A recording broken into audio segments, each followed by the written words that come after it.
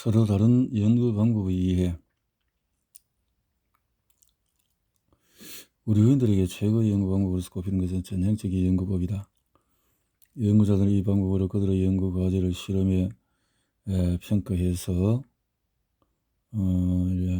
이 책에 소개되는 비타민 D 대부분은 전형적인 연구가 아니다. 대부분은 역학조사를 기반으로 한 것이거나 공개 연구 방법을 사용한 것이다.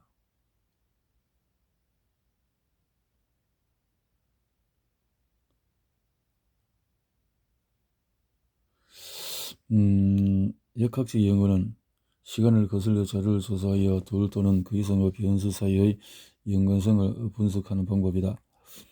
과학자들은 여기서 발견된 사실을 발표한다. 과거 자료를 활용하기 때문에 후형적 연구라고 한다. 공개 연구 방법은 환자와 의사 모두가 자기가 복용하는 것이 무엇인지 그리고 어떤 결과를 예상하고 있는지 다 알고 실험에 임하는 연구 방식이다. 후자의 방법을 선택한 연구자들은 연구 결과를 다양한 통계 기법으로 평가해서 개입 가능한 다른 요인을 모두 배제해야 한다. 뼈와 관련된 질환이나 골절을 제외한 비타민 D 결핍 관련 질환 대부분을 연구한 방법이 바로 이것이다. 의학계와 과학계에서 인정받는 표준 연구 방식은 전형적인 무작위 위약 대조건 시험이다. 전형적이라는 표현은 프로스펙티브 설명한 대로 연구자들이 연구의 시작부터 계획하여 피험자들에게 주어질 조건과 그 이후의 경과를 확인하는 연구 방식을 뜻한다. 무작위는 시험에 참여하는 피험자, 환자군을 무작위로 두 부류로 나눈다는 뜻이다. 위약 대조군은 두 군으로 나뉜 환자들 중에서 한쪽에 지급될 약이 이른바 아무런 효과가 없는 위약이고 다른 한쪽에는 효과가 입증하는 것을 뜻한다. 여기서는 비타민 D를 말하는 것이고, 시험에 참여한 환자들은 이후에 오랜 시간 동안 추적 관찰 과정을 거쳐서 대개 수년간의 시간이 소요된다. 연구에 참여하는 의사도 또한 약을 복용하는 환자도 그 약이 입증하기 위한 실제의 약인지 아니면 아무런 효과가 없는 위약인지 모른다. 예정한 기간이 지난 뒤에 연구자들은 D 복용이 질병에 영향을 끼쳤는지를 평가한다. 물론 실제의 매우 복잡한 연구 과정을 지극히 단순하게 설명해 놓은 것에 불과하다. 비타민 D를 전혀 포함하지 않은 위약을 투여하는 것이 윤리적으로 문제가 될 수 있기에 최근에 적은 양이라도 비타민 D가 함유된 약을 투여한다. D요법을 다양한 측면에서 평가하기 위해서 전향적인 무작위 대조건으로 이 계획 중에 있다. 그러나 연구 방법의 성격상 그 결과가 나오기까지 수년이 소요되며 때로는 10년이 걸리기도 한다. 이어서 비타민 D가 암에 미치는 영향과 연구를 간략하게 소개한다.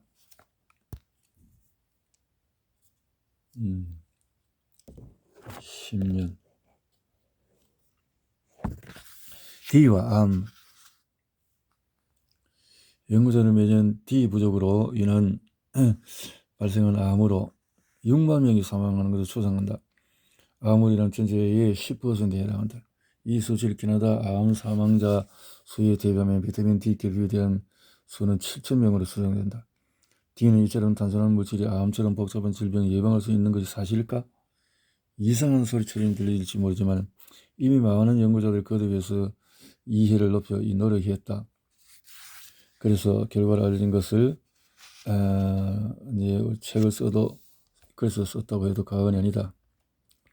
D와 암에 대한 전형적인 연구도 발표되었다.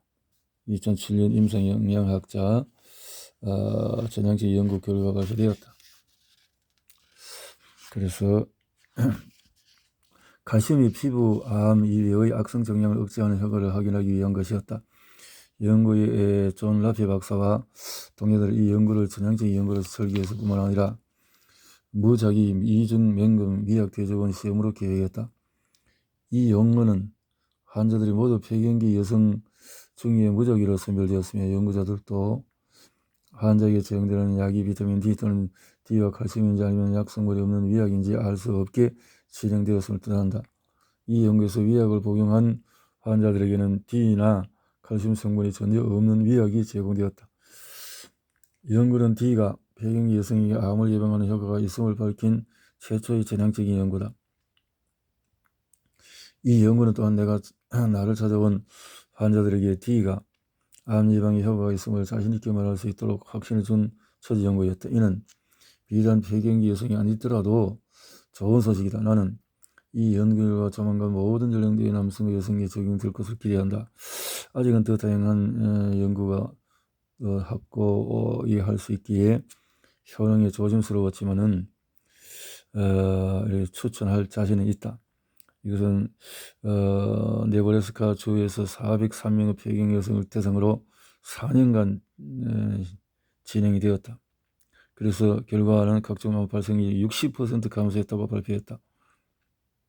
대조에서 이 연구가 진행되던 해에 암에 걸린 환자들이 있었고, 연구자들은 이 환자들의 암의 연구 시작부터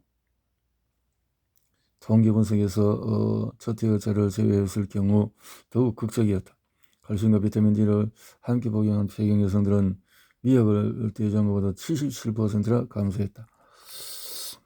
연구자들은 결과 D 혈중 농도를 개선하면 모든 종류의 암이 줄어들 것으로 역학적으로는 수년간 관찰 연구로 타당하게 밝혀졌음을 자인했다. 칼슘을 복용한 경우에 위약을 복용한 환자와 비교해서 47%의 암 억제 효과가 확인되었다. 비타민 D와 칼슘을 함께 복용한 경우에는 더욱 놀라운 결과를 보였다. 동일한 연구에서 혈중 비타민 D 농도가 10인치 증가할 때마다 상대적인 암의 발생률이 35% 감소하는 것으로 확인되었다. 이 정도는 쉽게 따라잡을 수 있는 수치다. 마이클 홀리 박사는 매일 1000IU 비타민 D를 섭취하면 몇 달 안에 혈중 농도가 10인치 증가한다고 설명한다. 여러 연구자들은 피부암을 예방하기 위해 태양을 피하는 것이 내부 장기 암의 발생 위험을 높이고 암으로 인한 사망률을 높일 수 있는 만큼의 가치가 있는지 의문을 표한다. 연구자들은 D와 암 사이에 처음으로 밝혀진 중요한 관계는 D와 일광욕이 암과 연관되어 있을 것을 연구는 1980년 시작되었다. 세드릭 박사와 갈랜더 박사는 미국의 암 사망률을 연구하고 있었다. 그들은 대장암 사망률을 지도에 표시했고 빈도가 가장 낮은 곳을 택해서 또 북동부 지방에서 최고 빈도로 발생하는 것을 발견했다. 분포는 이런 방법을 역학적인 연구를 한다. 역학적인 연구를 통해서 역학적인 연구로 과학자들이 비타민 D와 암 관계를 찾을 수 있지만 D가 암을 예방하는 것을 의학적으로 밝히기 위해서는 필요한 표준 방식이 아니다. 그러나 이런 연구가 비타민 D와 일선 실마리를 제공하기 때문에 이것을 권장할 수 있을 타당한 근거는 되지 못하지만 후향적인 연구는 수집된 과거의 자료를 이용해서 현재의 가설을 확인하는 방법이다. 예를 들어서 30에서 55세 간호사 12만 명을 대상으로 한 간호사의 건강 연구가 76년에 시작되었다. 89년, 90년 3만 3천 명에서 혈액 표본을 얻었고 2000년과 2001년에 18,000명에서 체외를 했다. 혈액 표본의 미래의 분석을 위한 냉동 보관. 이 연구를 위해서 참여했던 간호사들은 건강은 여전히 추적 관찰 중이다. 현재 비타민 D 연구자들은 20년 전에 체결되어서 냉동 보관 중인 혈액에도 당시 혈액의 비타민 D 함량을 분석할 수 있다. 간호사 건강 연구가 시작될 시기에 D와 질병의 연관성에 대해서는 아무런 것도 알려지지 않았을 때였다. 오늘날 D에 대해서 지대한 관심을 갖고 있는 연구자들은 과거의 혈액 표본을 이용해서 후향적으로 D의 농도와 실험군에 속해 있는 여성에게 이미 발생한 암과 그 밖의 질환의 발병률을 분석할 수 있다. 그래서 최종 결론을 내릴 수는 없지만은 D 결핍과 질병 연관성은 점점 확실해졌다. 수많은 후향적 연구, 역학적 연구, 또 북위 35도 이상의 고위도 지방에 사는 사람들이 저위도 사람보다 암이 생길 위험이 높고 사망할 가능성도 크다는 것을 밝혀냈다. 계절적으로 연구 결과 대장, 유방, 전립선 등 암을 여름이나 가을에 진단받는 사람이 겨울이나 봄에 진단받는 사람이 더 높게 생존이 보였다. 이는 여름이나 가을철에 비타민 D 체내 함량이 높아지는 것이 원인인 것으로 보인다. D가 암에 어떤 영향을 미치나?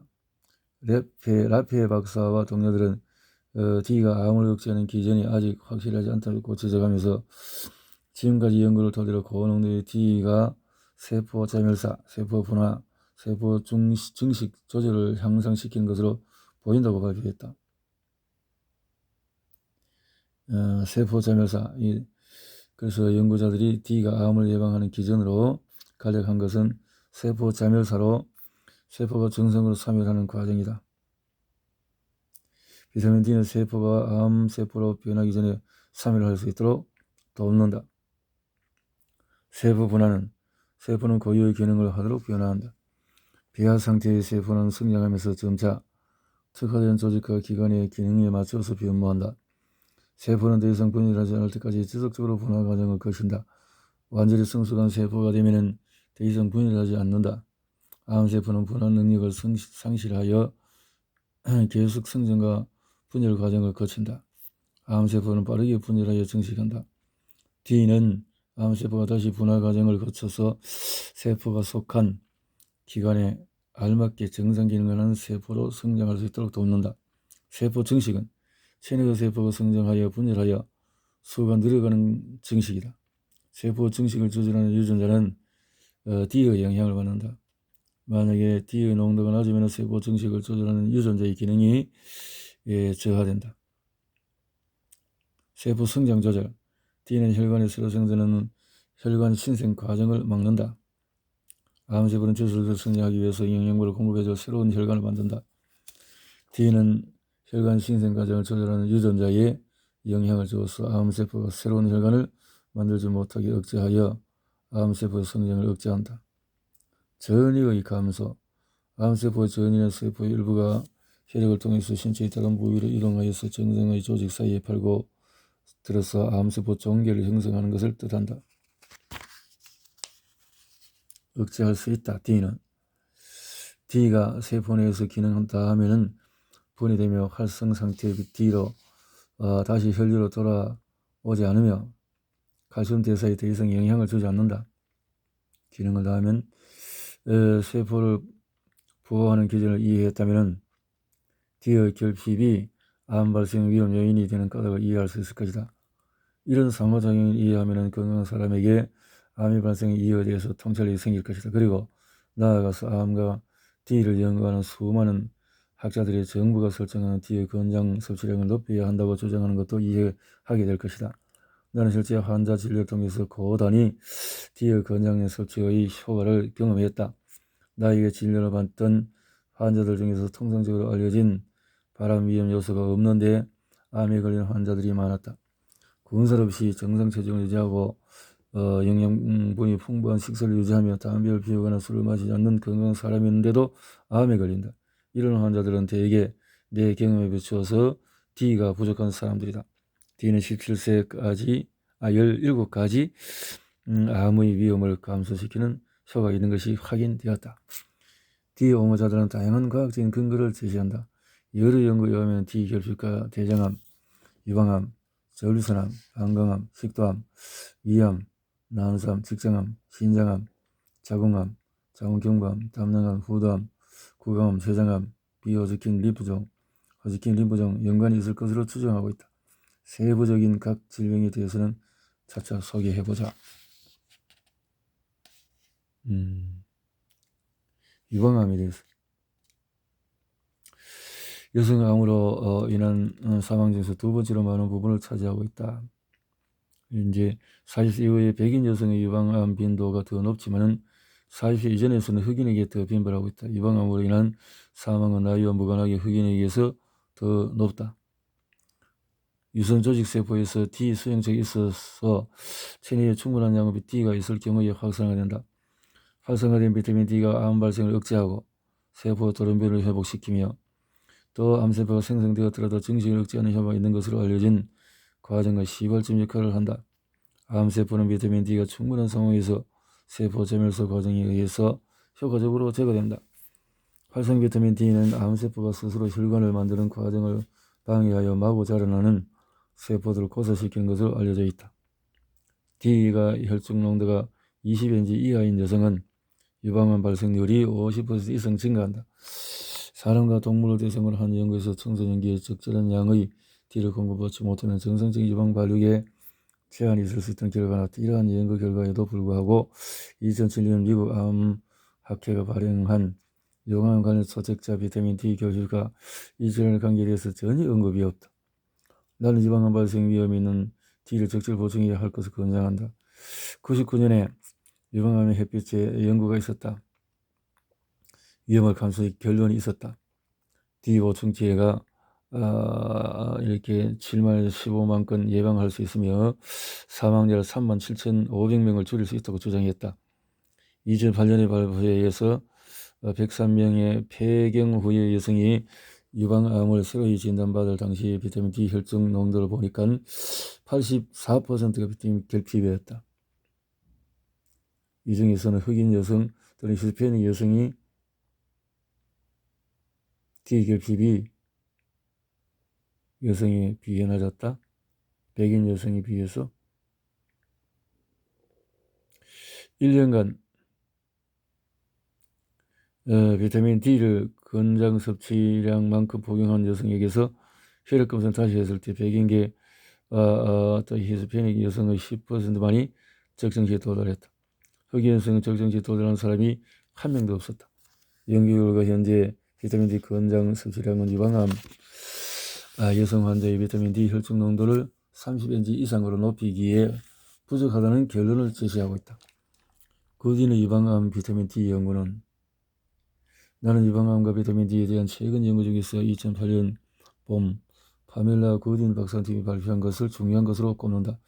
발표 당시 연구는 언론에 대대적으로 소개됐다. 이 연구는 캐나다 솔란트에서 후양지 연구 방식으로 89년부터 95년 사이에 유방암 진단을 받았던 512명의 여성 환자를 대상으로 진행되었다. 결과 유방암 진단을 받을 당시 76%에 달하는 환자가 결핍이었다. 24%가 암 진단 시 D 혈중 농도가 충분했다. 24%.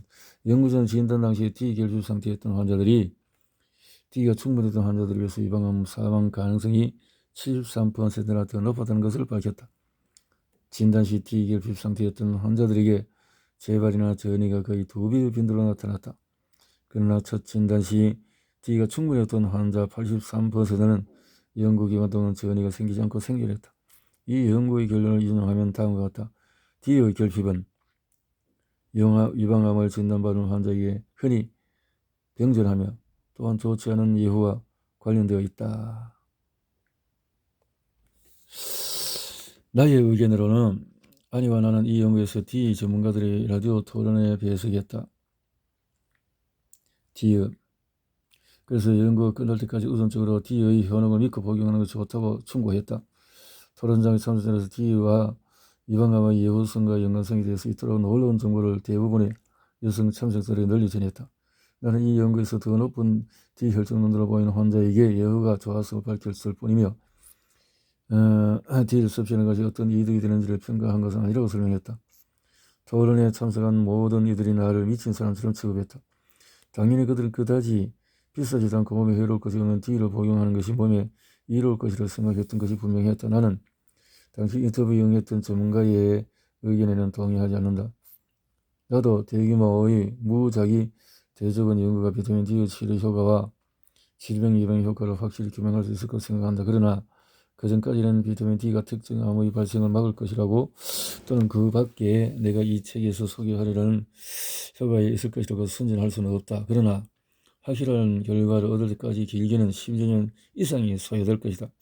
지금까지 알려진 모든 정보를 종합해서 전문가들이 질병과 비타민 D 사이에 연관이 있다고 하더라도 D를 손쉽게 구할 수 있고 가격이 저렴해서 하루에 2,000IU를 복용하면 아무런 문제가 없을까?